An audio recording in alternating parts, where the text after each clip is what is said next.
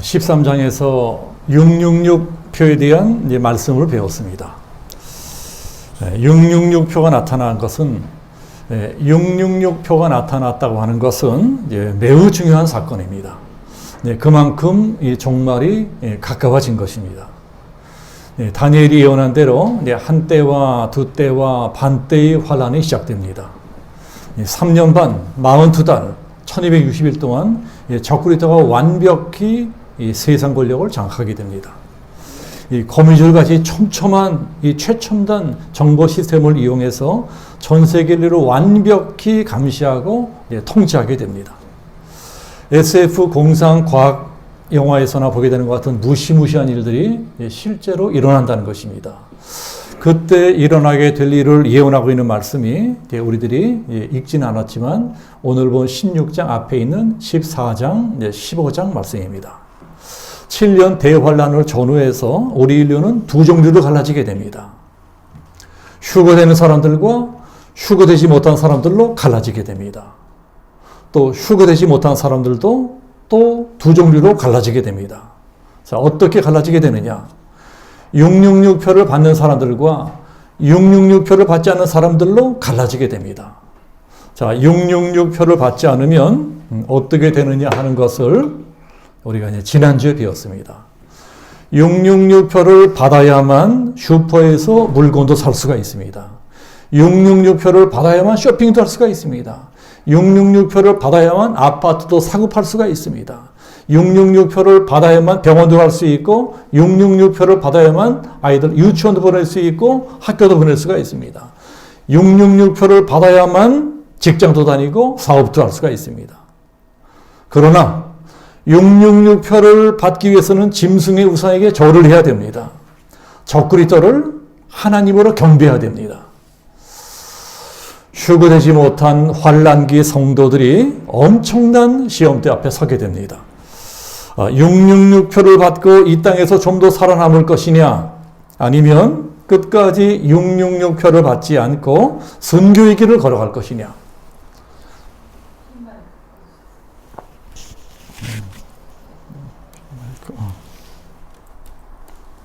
미안합니다. 핀 마이크가 빠졌네요.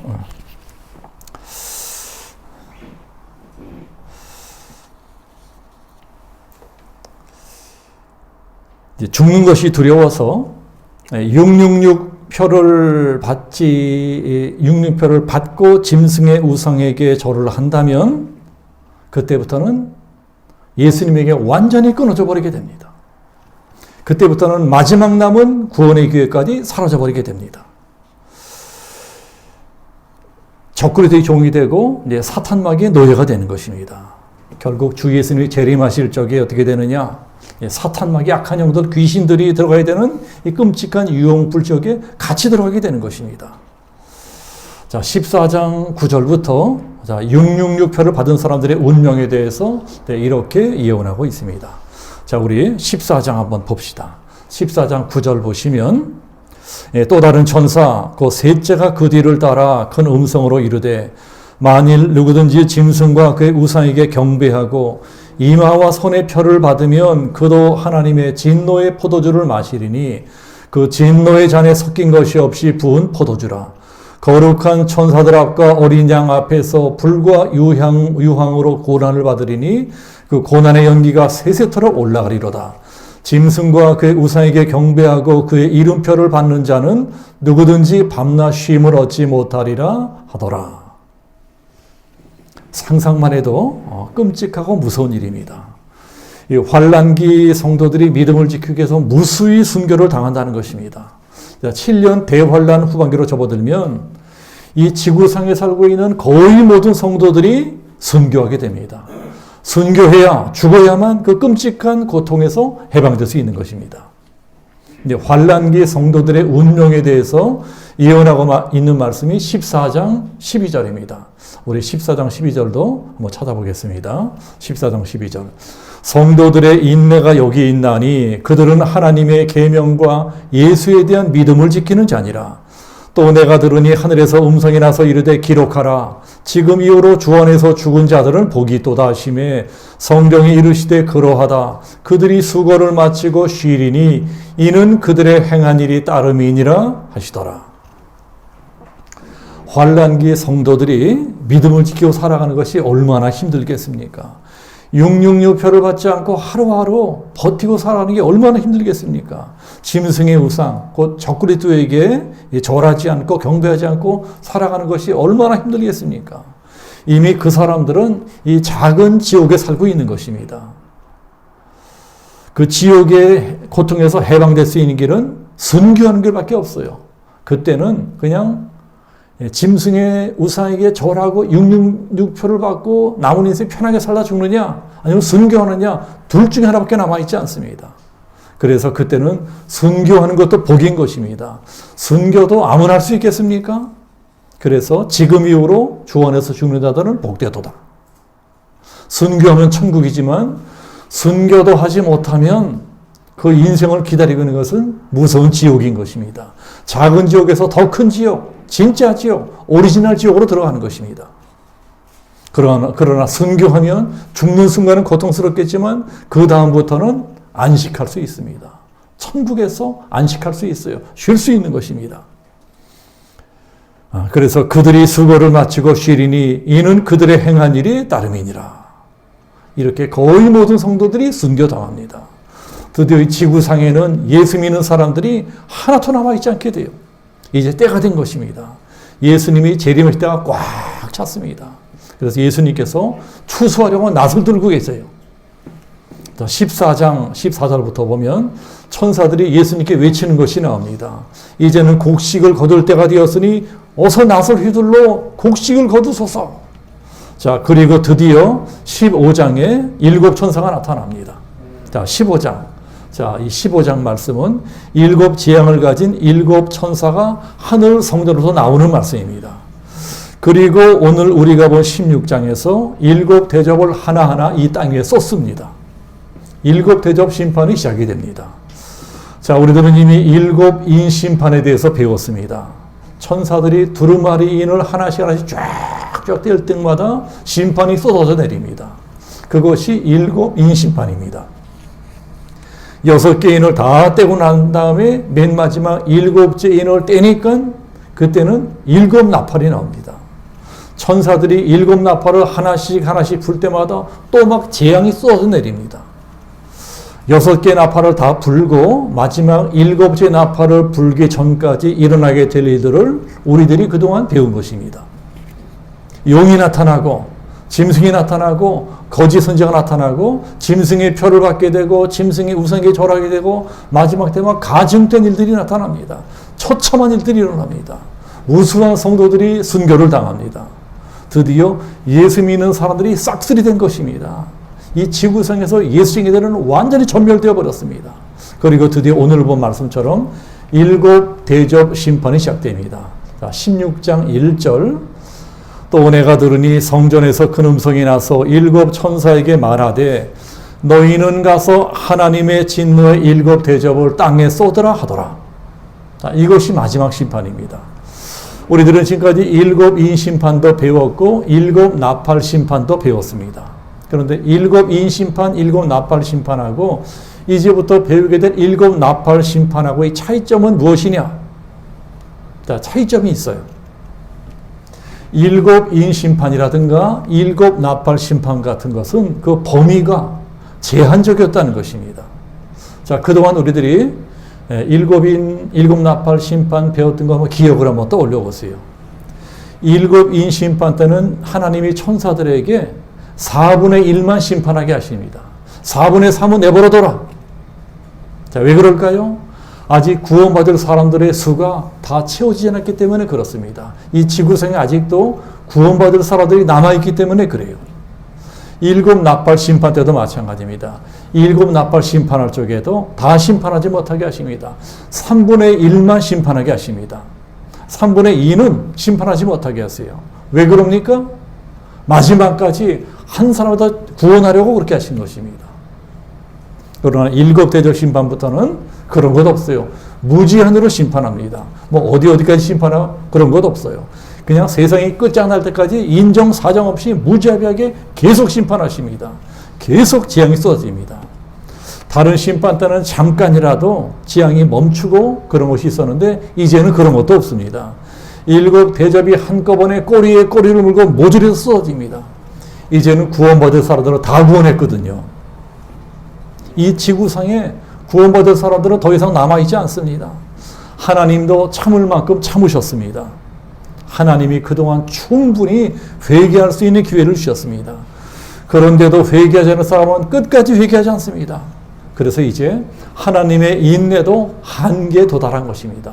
하나님이 사랑의 하나님이시라고 무한정 끝도 없이 사랑만 하시는 것은 아닙니다. 하나님은 사랑의 하나님도 되시지만 또한 공의의 하나님도 되십니다. 하나님은 악은 심판하셔야 돼요. 그래서 끝까지 회개하지 않은 악한 사람들은 심판하셔야 됩니다. 공의의 하나님으로 나타나시는 것입니다. 첫 번째 재앙이 이 땅에 쏟아집니다. 자, 1절 하나님의 진노의 일곱 대접을 땅에 쏟으라 하는지라. 자, 땅에 쏟죠. 땅에 쏟는데 땅에 어디에 쏟습니까? 사람들에게 쏟아요. 그러니까 정확히 사람이 표적입니다. 자, 사람 중에서 어떤 사람들이냐? 짐승의 표를 받은 사람들이에요. 666표를 받은 사람들입니다. 666표를 받고 짐승의 우상에게 경배한 사람들에게 재앙이 쏟아집니다. 그러니까 정확하게 그 사람들을 심판하시는 것입니다. 근데 어떻게 심판해요? 몸에 독한 종기가 나게 합니다. 그것이 2절입니다. 첫째 천사가 가서 그 대접을 땅에 쏟음에 짐승의 표를 받은 사람들과 그 우상에게 경배한 사람들에게 악하고 독한 종기가 나더라. 뭐 종기도 보통 종기가 아닙니다. 악하고 독한 종기라고 합니다. 아마 몸에 어떤 피부암이라든가 또는 끔찍한 피부병을 일으키는 신종 전염병 같은 것들이 막 창궐하는 모양입니다. 패스트 같은 전염병은 이 피부가 막 새카맣게 변하면서 죽는 병이라고 합니다. 그래서 흑사병이라고 합니다. 흑사병, 즉 패스트로 중세 유럽 인구 3분의 1이 죽었다고 합니다. 20세기에는 에이즈 같은 병이 나타났어요. 에이즈도 무서운 병입니다. 몸의 면역력이 사라지면서 온몸에 곰팡이가 피는 거예요. 온몸이 썩어버리는 것입니다. 온몸이 썩어가면서 꼬치꼬치 말라 죽습니다. 자, 21세기 들어서니까는 코로나라고 하는 전염병이 나타났어요. 이 코로나라는 전염병의 특징은 전파력이 엄청 빠르다는 것입니다. 인류 역사상 이렇게 전 세계 땅끝까지 전염병이 퍼져버리는 것은 코로나19가 처음입니다. 그러니까 만약에 패스트라든가 에이즈라든가 이 코로나19 같은 전염병이 하나로 합쳐진 그러한 신종 전염병이 나타난다면 이 세상의 재앙도 그런 재앙이 없을 것입니다. 마지막 때에 그런 전염병이 창궐한다는 것입니다. 이 사실은 지금도 장난이 아닙니다. 지금도 참 무서운 시대입니다. 코로나19 백신이 개발되더라도 앞으로 또 어떤 변종이 나타날지 누가 알겠습니까? 앞으로도 정체를 알 수 없는 신종 바이러스, 신종 전염병이 계속 나타날 것이다. 과학자들이 예언하고 경고하고 있어요. 바이러스가 계속 변종을 일으킨다면 우리가 아무리 최첨단 과학기술을 갖고 있어도 그거 당해낼 수 없습니다. 우리 인류는 이제 그 바이러스와의 전쟁에서 계속 패했어요. 제대로 이긴 적이 없습니다. 코로나 바이러스도 앞으로 어떤 변종이 나타날지 모르니 이것이 두려운 것입니다. 자, 이런 것들이 다 하나님을 거역하고 살아가는 인간들에게 쏟아지는 심판인 것입니다. 마지막 때 끝까지 회개하지 않은 인간들에게 악하고 종기가 나는 무서운 전염병이 창궐할 것이다 하고 성경이 예언을 합니다. 그것이 첫째 대접 심판입니다. 자, 두 번째, 세 번째 대접 심판은 물을 치는 심판입니다. 하나님이 이 세상 물을 치십니다. 자, 둘째 천사가 바다를 칩니다. 자, 3절을 보면 둘째 천사가 그 대접을 바다에 쏟음에 바다가 곧 죽은 자의 피같이 되니 바다 가운데 모든 생물이 죽더라. 이것은 꼭 무슨 적조 현상 같은 이제 그러한 현상이 나타나는 모양인데 우리들이 여름철에 보는 그런 적조 현상과는 차원이 다른 현상 같아요. 바다가 피처럼 된답니다. 새빨갛게 변해버린대요. 그러니 그런 바다에 물고기가 살 수 있겠습니까? 바다의 생물이 다 전멸하는 거예요. 우리 인류의 마지막 보고가 바다인데 막 바다가 죽어버렸습니다. 그러니 세상에 이런 재앙이 어디 있겠습니까? 상상만 해도 끔찍한데 그때 사람들은 그러한 재앙을 눈으로 보게 되는 것입니다. 얼마나 끔찍하겠어요. 마지막 때 일어날 일들은 우리가 상상만 해도 끔찍합니다. 자, 세 번째 심판은 이 민물을 치는 심판입니다. 둘째 심판이 짠물, 바닷물을 치는 심판이라면 셋째 심판은 민물을 쳐요. 먹는 물을 치는 것입니다. 모든 강물과 샘물을 칩니다. 4절을 보시면 셋째 천사가 그 대접을 바다에 쏟음에 피가 되더라. 세상 모든 샘물이, 세상 모든 지하수가, 모든 강물이 다 피처럼 빨갛게 되는 것입니다. 지구상에 마실 물이 사라지게 된다는 것입니다. 그러니 이것은 천벌입니다. 천벌. 하나님이 천벌을 내리신 거예요. 그동안 악한 자들이 하나님의 백성들을, 예수 믿는 사람들을 너무너무나 많이 죽였습니다. 악한 자들이 예수 믿는 사람들을 너무나 많이 죽였어요. 어찌나 많이 죽였는지 씨가 말라버렸습니다. 의인들의 피를 흘린 것입니다. 너희들이 의인들의 피를 흘렸으니 너희들도 그 피를 마시게 해주겠다. 8절 보면 그들이 성도들과 선지자들의 피를 흘렸으므로 그들에게 피를 마시게 하는 것이 합당하니이다. 네 번째 심판은 천재지변이 일어납니다. 천재지변 중에서도 우리들이 상상도 못할 천재지변이 일어납니다. 8절을 보시면 넷째 천사가 그 대접을 해에 쏟음에 해가 권세를 받아 불로 사람들을 태우니, 이 태양이 뜨거워진다는 거예요. 이 지구가 뜨거워집니다. 태양이 어찌나 뜨거워지는지 사람들이 다 일사병을로 쓰러지고 태양빛 때문에 이리저리 쓰러집니다. 재작년에 우리나라도 그런 일이 있었잖아요. 재작년 기억하시죠? 재작년 여름에 얼마나 뜨거웠습니까? 사람들이 다 죽는다고 난리를 쳤어요.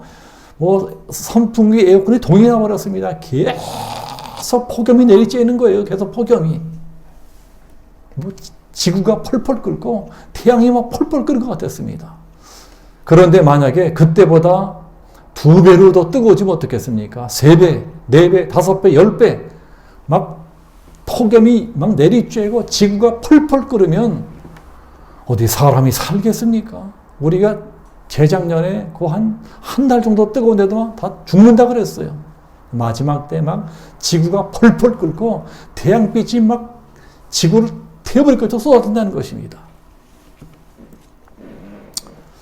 지금도 지구가 뜨거워진다고 그 이상기온 때문에 난리들입니다. 지구온난화 때문에 난리들입니다.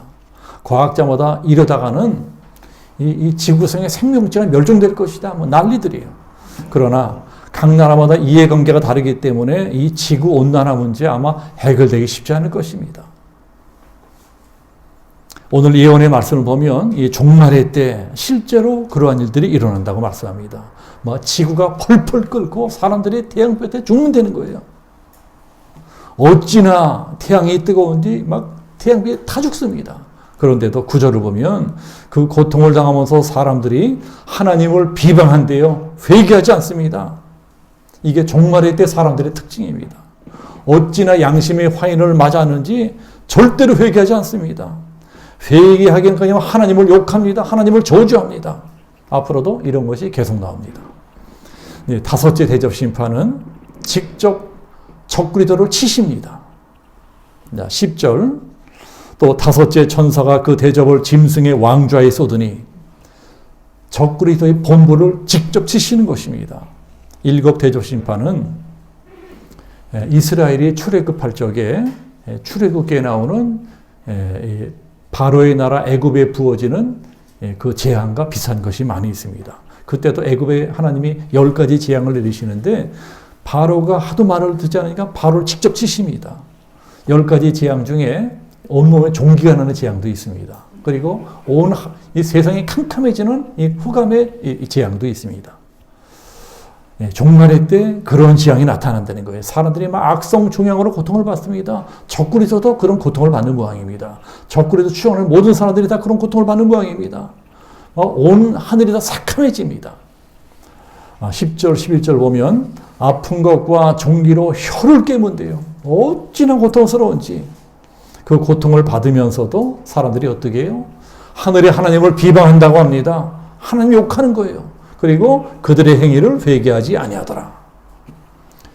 이미 그 사람들은 회개하려고 해도 회개할 수가 없어요. 이미 악마의 화신처럼 되어 있는 것입니다. 이 사람들이 하나님께 당하다가 막 악에 바치는 모양입니다. 그래서 악한 인간들이 악에 바쳐서 마침내 폭발을 합니다. 어떻게 폭발을 해요? 전쟁을 일으키는 것입니다. 너 죽고 나 죽고 우리 다 죽어버리자. 자, 그렇게 드디어 인류 최후의 전쟁이 일어납니다. 그것이 6번째 심판입니다. 전쟁도 우리 인간들이 일으키는 것 같지만 사실은 그 배후에는 하나님이 계십니다. 결국은 전쟁도 심판인 것입니다. 최후의 전쟁이 어디서 일어나느냐? 12절 말씀 보시면 또 6째 천사가 그 대저벌 큰 강 유브라데 소돔에 강물이 말라서 동방에서 오는 왕들의 길이 예비되더라. 마지막 전쟁은 아마도 물하고 연관이 있는 전쟁 같습니다. 그 전에 이 바다도 강물도 샘물도 다 오염되어 버리는 재앙이 일어나잖아요. 그러니까 사람들이 이 마실 물을 찾아서 막 난리가 날 거예요. 이 지구상에 얼마 안 되는 마실 물을 찾아가지고 서로 죽기 살기로 싸울 것입니다. 그러니까 물과 연관된 전쟁일 것입니다. 특히 유브라데 강은 지금도 중동에 있는 유프라테스 강인데 거기를 가보면은 수량이 풍부합니다. 그러니까 중동 지방의 젖줄이에요. 그때 사람들은 다 그 물을 마시고 살아갑니다. 근데 그 물이 오염이 됩니다. 오염된 물도 정화하면서 먹으면 되겠는데 이제는 그 물도 말라버리는 것입니다. 물이 말라갈 적에 그 일대 국가들이 얼마나 머리 깨지게 싸우겠습니까? 죽기 살기로 싸울 것입니다. 처음에는 물 전쟁으로 시작하게 되겠지만 전쟁은 복합적이에요. 나중에 이런저런 문제가 복합적으로 얽혀설키면서 맨 나중에는 종교 전쟁이 되는 모양입니다. 종교 전쟁. 이 세상에서 제일 무서운 것이 종교 전쟁입니다. 거기는요, 이슬람, 기독교, 유대교 모든 것이 충돌하는 지역입니다. 약한 영들이 사람들을 충동질한대요. 자, 13절 보시면 또 내가 보매 개구리 같은 새 더러운 영이 용의 입과 짐승의 입과 거짓 선지자의 입에서 나오니. 자, 지난주에 제가 하나님 나라에도 삼위일체가 있다면 마귀의 나라에도 삼위일체가 있다 말씀드렸습니다. 마귀의 나라의 삼위일체가 뭐죠? 용, 즉 사탄과 짐승, 즉 적그리스도와 거짓 선지자, 악한 영입니다. 자, 이것이 마귀의 나라의 삼위일체예요. 이것이 귀신의 영인 귀신의 영. 자, 16절 보시면 새 영이 히브리어로 아마겟돈이라는 것으로 왕들을 모으더라. 그때쯤에서는 이 세계가 다 미쳤어요. 미쳤어. 이 세계 지도자들이 다 미쳐버렸습니다. 지도자들이 다 광기에 사로잡히는 모양입니다. 광기에 사로잡힌 지도자들이 전쟁을 하겠다고 몰려오는데 어디로 몰려와요? 아마겟돈으로 몰려옵니다. 마침 강물도 바싹 몰려버렸으니까 군대를 몰고 오는데 아무 지장이 없어요.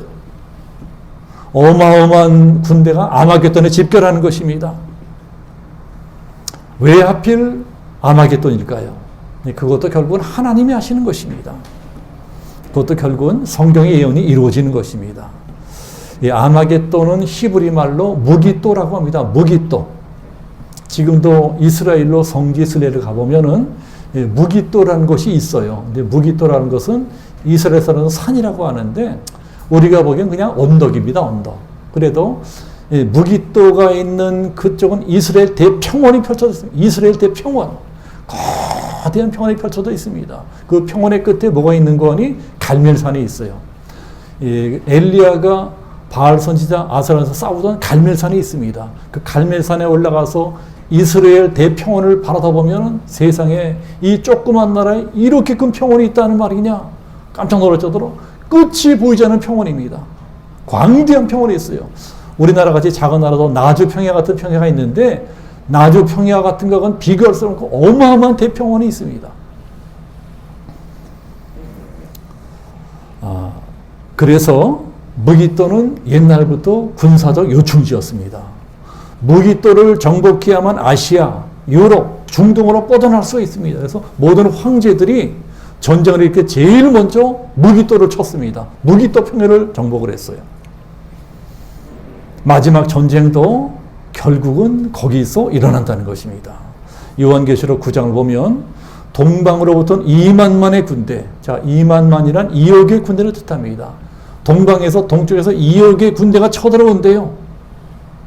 2억의 군대가 집결해서 전쟁을 벌이는데 결국은 그 전쟁도 하나님의 전쟁입니다. 14절이 그런 말씀이에요. 하나님 곧 전능하신 이의 큰 나라에 있을 전쟁을 위하여 그들을 모으리라. 하나님이 다 모으시는 거예요. 악한 군대를 다 모아버립니다. 그 악한 군대들을 한꺼번에 다 모아서 한꺼번에 전멸시켜버리려고 다 모으는 것입니다. 그러니 그 전쟁터는 아마 이 악한 인간들이 개발해낸 모든 신무기들의 시험장이 될 것입니다. 이 뭐 사람 잘 죽이는 신무기들을 개발해내는데 그 모든 신무기들을 그야말로 그냥 다 사용하는 인류 역사상 가장 참혹한 전쟁이 될 것입니다. 자, 아마겟돈 전쟁이 일어날 적에 또 다른 전쟁이 일어나요. 그게 무슨 전쟁이냐? 영적인 전쟁도 일어납니다. 그것이 마지막 7대접 심판입니다. 천사가 7대 대접을 어디에 쏟나요? 자, 17절 보시면 7째 천사가 그 대접을 공중에 쏟으매. 자, 어디에 쏟는다고요? 공중에 쏟는다고 합니다. 자, 여기 나오는 공중이 어딜까요? 우리들이 보는 저 하늘이 아닙니다. 성경에 보는 이 공중은 하늘이 아니에요. 이 대기권이 아니에요. 파란 하늘이 아니고 성경에 나오는 공중은 사탄 마귀가 있는 것입니다. 자, 성경은 사탄 마귀를 뭐라고 하죠? 공중 권세 잡은 악한 영이라고 합니다. 공중 권세 잡은 악한 영이다. 오늘 말씀에 나오는 공중은 바로 그런 것을 뜻합니다. 어떤 영적인 세계예요. 영적인 공간입니다. 저 하늘이 아니고 우리들은 볼 수 없는 영적인 세계 어느 공간, 특정한 공간입니다. 그 특정한 공중 권세를 잡고 있는 거예요. 이 사탄은 하나님께 반역하다가 내어 쫓겼습니다. 사탄은 하늘나라로 다시 들어갈 수 없어요. 이 땅에는 누가 있죠? 인간들이 살고 있습니다.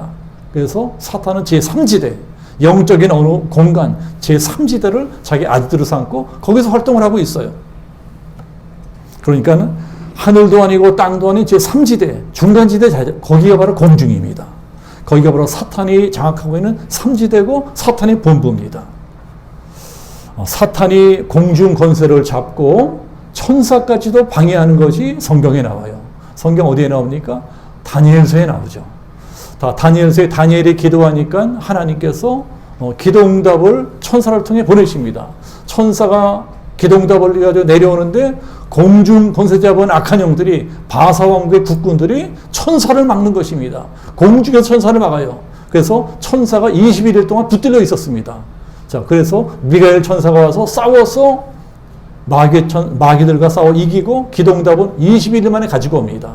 그때 천사들을 묶고 있던 공중, 그 공중 것을 잡고 있는 자가 사탄이라고 하는 것입니다. 하나님께서 거기를 치시는 것입니다. 사탄의 본부를 치는 거예요. 공중을 치시는 거예요. 그래서 거기가 완전히 박살이 나버립니다. 그때 공중에서 이 사탄이 차려진 영계에서 얼마나 요란한 전쟁이 일어나는지 땅에 있는 사람들이 보기에는 막 18절에 보면 번개가 치고 큰 음성이 들리고 천둥 소리가 난대요. 난리가 벌어지는 것입니다. 그리고 이 땅에는 지진도 일어납니다. 지진도 어찌나 큰 전쟁인지 이 땅이 창조된 이래 그런 큰 지진이 없었다고 합니다. 큰 성이 세 갈래로 갈라진대요. 여기 나오는 큰 성은 아마도 예루살렘 성인 것 같습니다.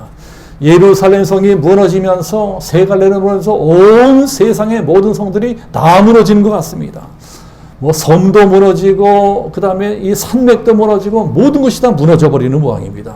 미국의 뉴욕도, 영국의 런던도, 프랑스의 파리도, 일본의 동경도, 대한민국의 수도 서울도 다 파괴되어 버린다고 합니다. 다 끝장나는 것입니다. 전 세계 모든 도시들이 사라져 버리고 산도 계곡도 사라져 버립니다. 그리고 최종적으로 하나님께서 거대한 우박을 내려보내십니다. 우박. 자, 우박이 막 떨어지는, 전 세계 하늘에서 우박이 떨어지는 것입니다. 근데 그 우박의 무게가 한 달란트라고 합니다. 한 달란트. 한 달란트가 얼마일까요?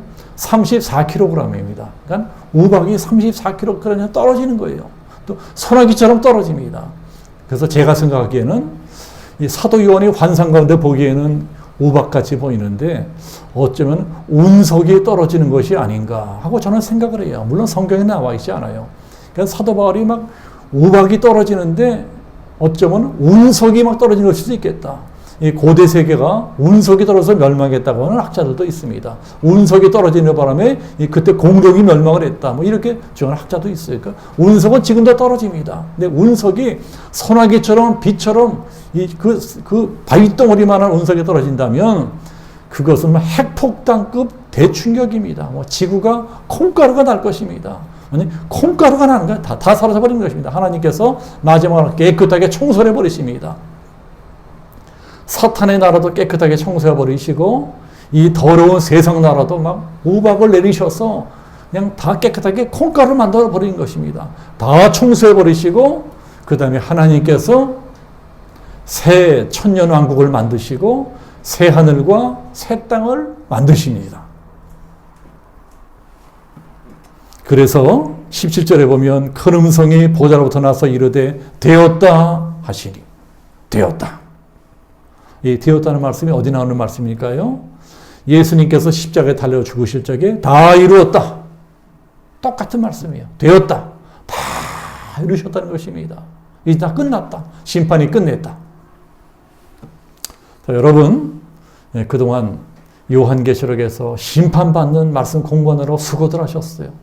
이 코로나 때 이 힘든 때 이 심판받는 말씀 공부하느라 얼마나 힘드시겠습니까? 7 대조 심판으로는 심판은 끝났어요. 다음 주부터는 이제 이 새하늘과 새 땅과 천년왕국에 대해서 말씀드리겠습니다. 그러나 이 심판을 끝내면서 우리들이 꼭 기억할 것이 있습니다. 심판은 반드시 다가온다. 이 세상 종말의 때만 심판이 다가오는 것이 아닙니다. 우리들도 언젠가는 종말의 날을 맞이하잖아요. 영원히 사는 사람이 어디 있어요? 우리들은 언제고 다 죽습니다. 지난달에 저희 어머니도 세상을 떠나셔서 천국 가셨어요. 우리들은 다 죽어요. 이제는 우리들은 언젠가는 다 죽습니다. 지구의 종말이 오기 전에 우리 개인의 종말이 옵니다. 죽는 때가 오는 거예요. 한 번 죽는 것은 사람에게 정하신 것이요. 우리들은 정해진 길을 갑니다. 그러나 그 다음에 뭐라고 말씀합니까? 그 후에는 심판이 있으리니. 심판이 있다는 것입니다. 우리들은 늘 심판이 있다. 내가 말하고 생각하고 행동하고 내가 살아가는 이 모습 언젠가는 다 심판을 받게 될 것이다. 우리 믿는 사람들은 상급의 심판을 받아요. 예수 믿지 않는 사람들은 영원한 지옥벌의 심판을 받습니다. 그래서 우리들은 늘 심판이 있음을 기억하며 살아야 됩니다. 하나님을 두려워할 줄 알아야 됩니다. 하나님을 우습게 알아서 문제입니다. 그래서 우리가 어떻게 하나님을 경외하는 것이 진정으로 경외하는 것인가?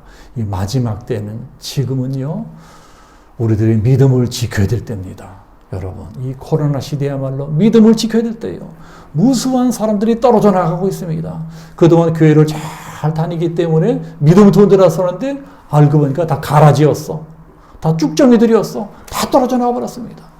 하나님께서 마지막 때 알곡을 찾으세요. 알곡이 어떤 사람들입니까? 깨어있는 사람들입니다. 깨어있는 사람들은 부끄러움을 갖지 않아요. 오늘 말씀에도 15절에 그 말씀이 있습니다. 15절 보세요. 예수님이 직접 하신 말씀입니다. 보라, 도둑같이 내가 도둑같이 오리니 예수님이 도둑같이 재림하신대요. 누구든지 깨어 자기 옷을 지켜 벌거벗고 다니지 아니하며 자기의 부끄러움을 보이지 아니하는 자는 복이 있도다. 깨어 있으라고 말씀하십니다. 지금은 깨어 있어야 될 때입니다. 영적인 잠을 자면 안 돼요. 지금도 택한 백성이라도 실족시키려고 우는 사자처럼 악한 사탄마귀가 돌아다니고 있답니다. 우리들 먹으려고 돌아다니고 있어요.